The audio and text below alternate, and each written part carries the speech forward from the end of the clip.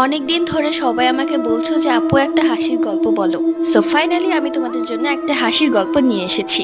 এক লোক বনে জঙ্গলে ঘুরছিল কারণ তার খুব শখ সে ভূত দেখবে। সত্যি কি ভূত বলে কিছু আছে সে জানতে চায়। জঙ্গলে ঘুরতে ঘুরতে সে তার বাড়ির পথ হারিয়ে ফেলে। আর এদিকে রাতও নেমে এসেছে। সে হাঁটতে হাঁটতে একটি পুরনো বাড়ির দিকে চলে যায়। যে বাড়িটা দূর থেকে দেখতেই এতটা ভয়ঙ্কর লাগছিল, কিন্তু সে ভাবলো হয়তো এই বাড়িতে ভূত আছে, তাই সে বাড়িতে যাওয়া যাক।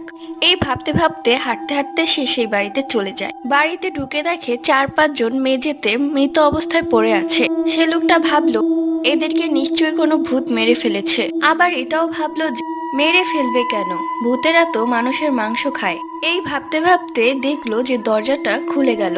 সে ভাবলো হয়তো ভূত এসেছে, তাই এক কোণে সে লুকিয়ে পড়লো। দরজা খুলে ডাকাতের সর্দার সেই স্থানে এসে হিসু করে যেখানে লোকটি লুকিয়ে ছিল।